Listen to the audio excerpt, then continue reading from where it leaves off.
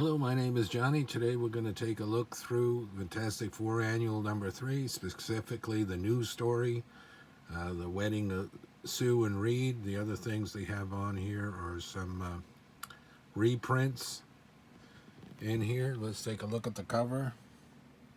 Very cool, a 25 center, 1965. I'm not going to name all of the heroes and villains on here, but you can take a look and see them.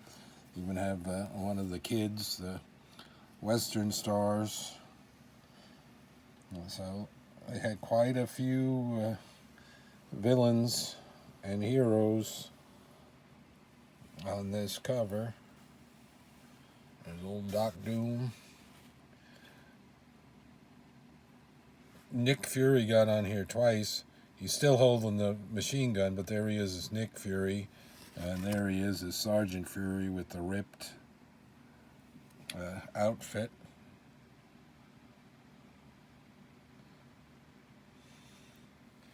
And I'll just say, and I wonder who that is. Still hasn't been in the MCU. That's Rick Jones. He was a big part of the Hulk stories, and then he was Captain America, and then later on Captain Marvel. There's the edge, there's the back. Look quickly at the back of it, just flip through quick, because that's the reprint stories. They've got the Impossible Man story in here, and then some ads.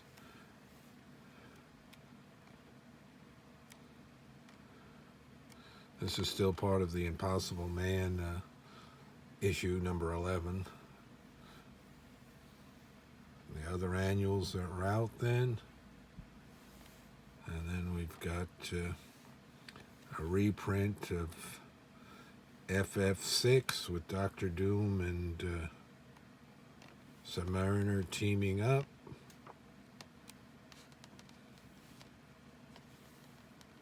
So already back then that was a desired reprint. That's cool, showing the Baxter Building. Later on in one of the annuals they did a larger thing of that. Captains of the Deadly Duo, there they are advertising their Marvel bullpen stationery things. This is going to be a 23-page story. Let's take a look here. Bedlam at the Baxter Building, so Dr. Doom is the cause of it all. There's the creatives of the team, Stan Lee, Jack Kirby, etc.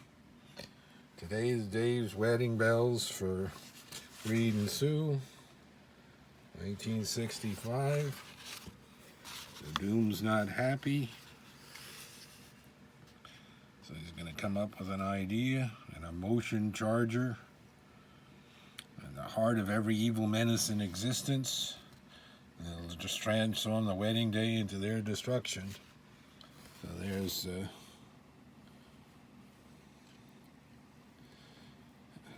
personal note from Stan and Jack. Their name dropper, you're going to see a lot of people today.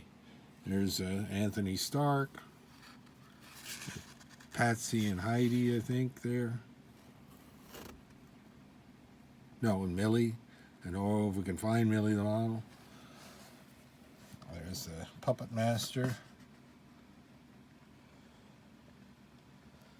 Nick Fury.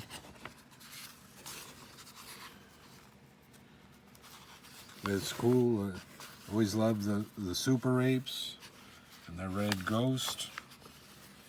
I wish they had gotten on the cover the two times the Red Ghost and the Super Apes fought the FF early on. Neither one included the Super Apes on the cover, and you barely saw like a ghostly hand for the Red Skull on one and nothing on the other.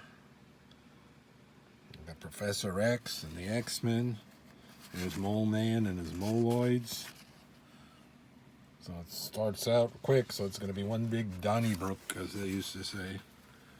Going to feature everybody. Look at Iceman closing them up down there. Thing running around in his tuxedos. There's the Super Apes.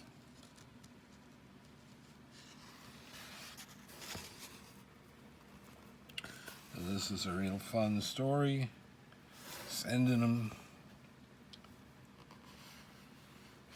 There's Doc Strange coming along.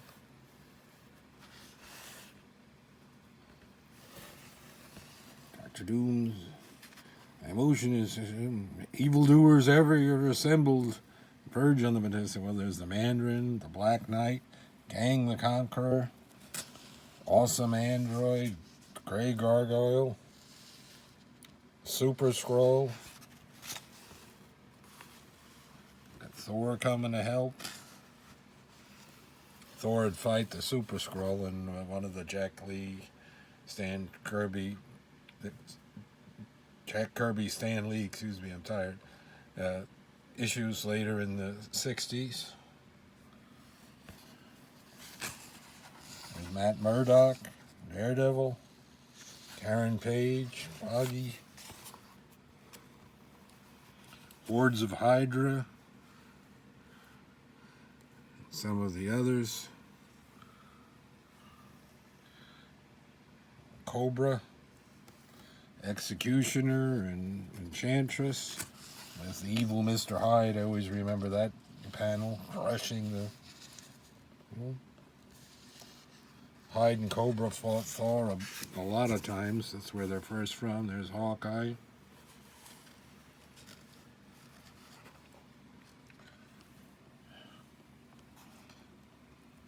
Mandarin and his rings. Iceman, always liked Iceman. Look at this panel.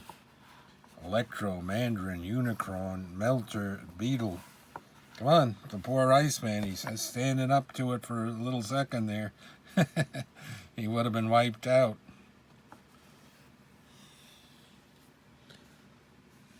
Here's a big Donnybrook page. I always liked the Awesome Android.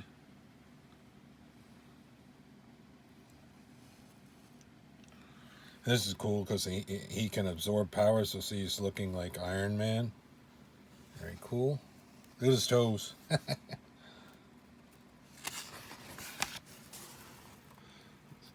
That's cool. Human Top and Quicksilver. Human Top was an early mutant, even though he fought Giant Man. He was born with his powers. He'd later become Whirlwind, was his name. There's a Tuma. Everybody's coming along here. I just wish they would have made this even a longer story like they did in the first couple of annuals. They had longer stories, but 23 is a couple pages more. They mentioned the Hulk.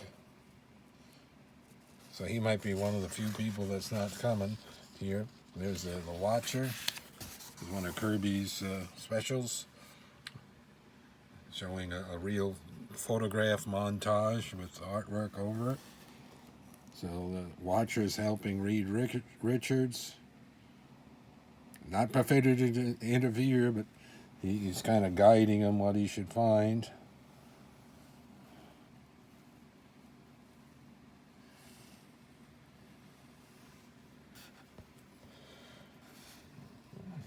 He's going to come back here and I'm going to wrap up the story. Gets a special ray working, analyze it correctly.